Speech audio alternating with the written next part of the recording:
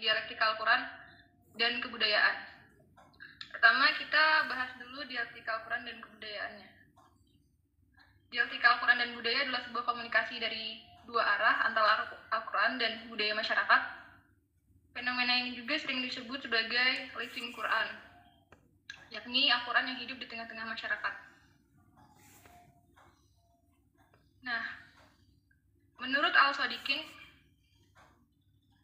Al-Quran dan kebudayaan yang berakulturasi ini dibagi menjadi 3 di tradisi Arab. Bentuknya dibagi menjadi 3. Yang pertama ada tahmil, menerima dan melanjutkan tradisi. Yang kedua tahrim, melarang keberadaan tradisi. Dan taghyir, menerima dan merekonstruksi tradisi.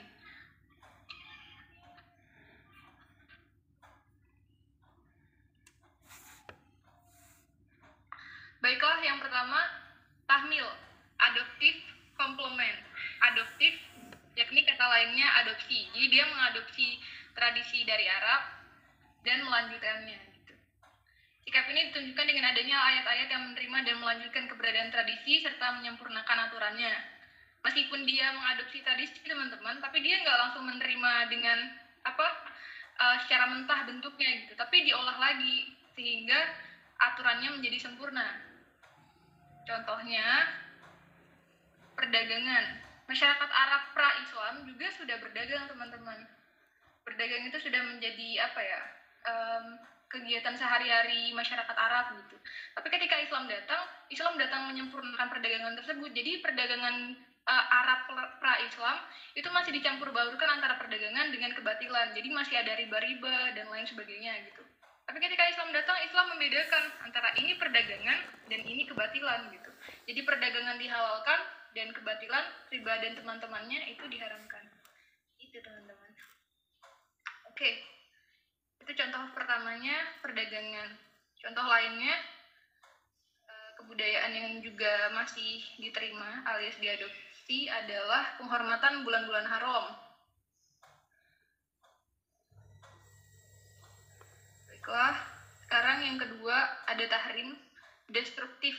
Destruktif berarti destroy the kebudayaan gitu. Jadi dia menghancurkan kebudayaannya alias melarang kebudayaan itu untuk tetap berlanjut di masyarakat Arab. Sikap ini ditunjukkan dengan melarang kebiasaan-kebiasaan masyarakat Arab yang disertai dengan ancaman bagi yang melakukannya. Jadi, bagi yang tetap melakukan kebudayaan tersebut, maka akan diberikan ancaman-ancaman. Larangan yang dilakukan secara bertahap dan manusiawi, tentu saja. Yang dimaksudkan bertahap di sini adalah Al-Quran tidak langsung menetapkan hukuman larangan dalam satu waktu, namun mempunyai tahapan-tahapan. Secara manusiawi, artinya berusaha mengajak manusia berdialog tentang keberadaan tradisi tersebut yang banyak mendatangkan kemudaratan. Jadi kayak menyadarkan manusia dari manusianya gitu. Ini haram loh, ini mudaratnya ini aja gitu.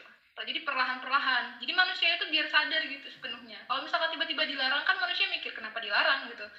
Kalau misalkan dijelaskan perlahan-lahan, pasti manusia bakal ngerti. Ketika manusia itu mengerti, dia bakal berpikir bahwa oh iya mudarat juga ya, oh iya benar juga kalau dilarang, oh iya make sense gitu. Kira-kira. Contohnya kayak berjudi terus minum khamr, nah itu begitu. Tahrim, masuk ke dalam tahrim, destruktif. Sesuatu yang menjadi tradisi di masyarakat Arab, yang menjadi kebudayaan di masyarakat Arab pra-Islam, kemudian setelah Islam datang dihancurkan, dilarang. Gitu.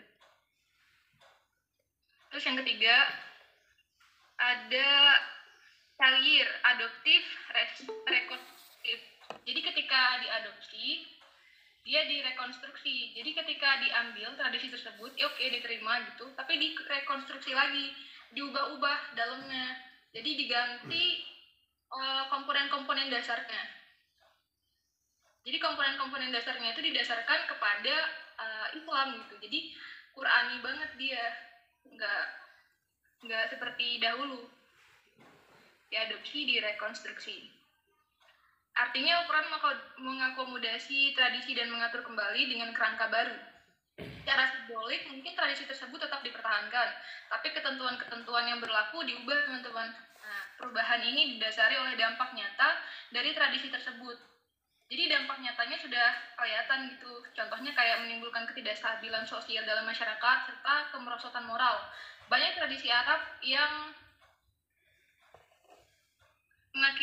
adanya dominasi atau perlakuan tidak adil terhadap kelompok atau suku tertentu.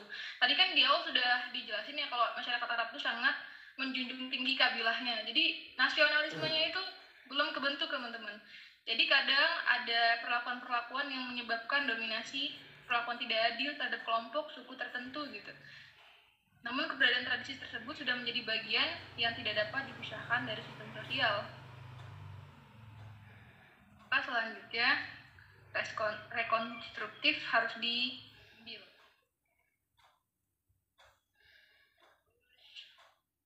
Yang termasuk dalam kelompok ini adalah pakaian dan aktivitas wanita, lembaga perkawinan, anak angkat, hukum waris, dan kisos diat.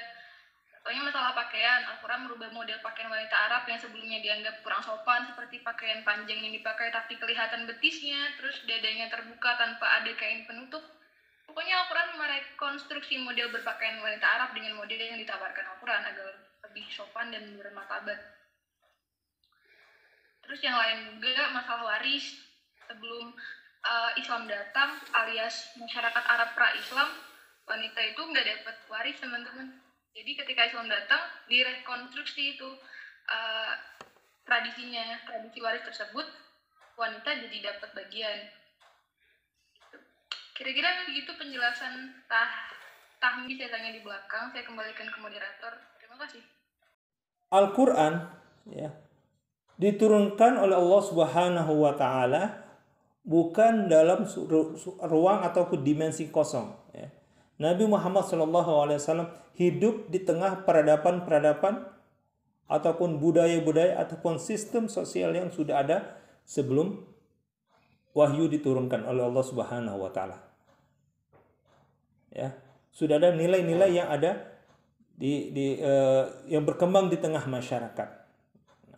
Maka ketika turun wahyu perintah kepada Nabi Muhammad SAW untuk menyampaikan kehendak daripada Allah Subhanahu wa Ta'ala, ya, perintahnya pertama itu Iqra, membaca fenomena konteks sosial yang berkembang, ya, adalah sesuai dengan kehendak daripada Allah Subhanahu wa Ta'ala, bukan daripada kehendak Nabi Muhammad SAW.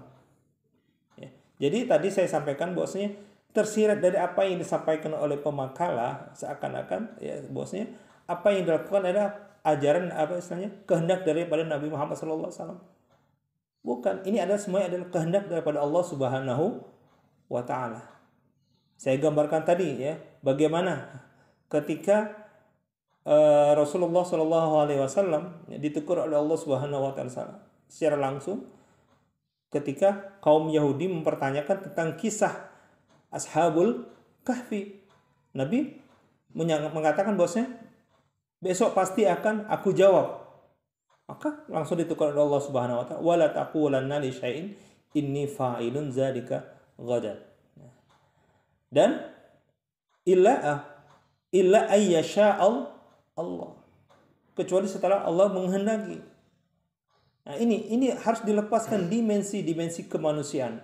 Bahwasanya apa yang disampaikan oleh Nabi Muhammad SAW atas petunjuk daripada Allah Subhanahu wa Ta'ala, bukan atas kehendak Nabi Muhammad. Maka ketika misalnya dalam sirah Nabawiyah kita lihat tawaran diplomasi kaum Quraisy kepada Nabi Muhammad melalui pamannya Abu Thalib ya, untuk bernegosiasi agar Nabi Muhammad SAW menghentikan dakwanya ya, dengan kompensasi jika ingin kekuasaan akan diberikan kekuasaan sebagai suku pimpinan Quraisy yang tertinggi, ataupun untuk wanita ataupun ekonomi akan diberikan harta dengan syarat agar Nabi Muhammad menghentikan dakwanya, merubah sistem sosial yang sudah ada di tengah masyarakat. Maka Rasulullah menolaknya. Bosnya, kalaupun seandainya matahari di tangan kanan saya dan bulan di sebelah kiri saya ditimpakan kepada saya untuk menghentikan dakwah, menyampaikan wahyu Allah, maka semua tawaran itu tidak akan sanggup menghentikan langkah Nabi. Begitu juga misalnya asbabun nuzul dari surat Al-Lahab ya. Ketika Nabi Muhammad SAW mengajak kepada ketauhidan, apa yang dilakukan oleh pamannya? Tabban laka ya Muhammad alihada jama'atana. Maka turunlah surat Allah. Jadi prinsip awal yang harus kita tekankan, jangan sampai kita terjebak oleh narasi bahwasanya apa yang ajaran-ajaran yang disampaikan oleh Nabi Muhammad SAW itu adalah atas kehendaknya, akan tetapi atas kehendak Allah Subhanahu wa Ta'ala. Mana budaya yang bisa ditindaklanjutin, kemudian diganti, ditaghir dengan budaya yang sesuai dengan kehendak Allah Subhanahu wa Ta'ala. Misalnya ya tentang puasa, sudah ada puasa sebelum Islam ya. Kemudian tentang haji, tadi sudah dijelaskan panjang lebar tentang beberapa budaya-budaya yang secara syar'i itu tetap dilanjutkan tapi sesuai dengan petunjuk yang dikehendaki oleh Allah Subhanahu wa Ta'ala. Nah, ini prinsip dasar yang harus ditekankan, bahwasanya apa yang disampaikan oleh Rasulullah SAW, Allahumma shalli wa barik alaihi, ya, itu adalah atas petunjuk wahyu, bukan atas kehendak Nabi Muhammad SAW. Maka ketika ada pertanyaan-pertanyaan dari para sahabat terkait dengan hukum-hukum syar'i, maka disitulah ada sebuah dialektika, sebuah dialog. Misalnya terkait tentang dalam surah Al-Mujadilah, bagaimana gambaran dialektika yang terjadi ya. Dahsyat itu dialektika yang dahsyat terjadi ketika sosok wanita ya yang menzihar ya. Qad sami Allah qawlan allati tujadiluka fi zawjiha wa tashtaki ila Allah, mengeluh langsung kepada Allah ketika Nabi Muhammad mengatakan bahwasanya hukum yang berlaku tentang zihar bahwasanya seperti yang ada berlangsung di suku Quraisy saat itu. Maka sang wanita tidak terima dengan jawaban tersebut, maka dia langsung mengeluhkan kepada Allah Subhanahu wa Ta'ala. Maka turunlah surat Al-Mujadilah, qad sami Allah qawlan allati tujadiluka fi zawjiha wa tashtaki ila Allah wallahu yasma'u tahawurukuma. Nah, ini proses dialektika seperti ini ya, untuk membantah jawaban dari kaum orientalis ketika memaknai Al-Quran secara keilmuan ataupun secara aspek antropologis, bahwasanya apa yang diajarkan oleh Muhammad itu adalah ansih dari Muhammad. Ini jebakan-jebakan statement-statement ya, yang tadi saya melihat dari pemakalah khususnya Imam Bukhari ini ya. Imam Bukhari ada ke arah apa yang disampaikan ada ajaran Muhammad, bukan. Ini adalah ajaran Allah Subhanahu wa Ta'ala yang diturunkan melalui Nabi Muhammad sallallahu alaihi wasallam. Sebagai petunjuk, Al-Qur'an sebagai dzalikal kitabul la raiba fi hudal linnas wa bayyinatin minal huda wal furqan. Sebagai petunjuk hudal linnas,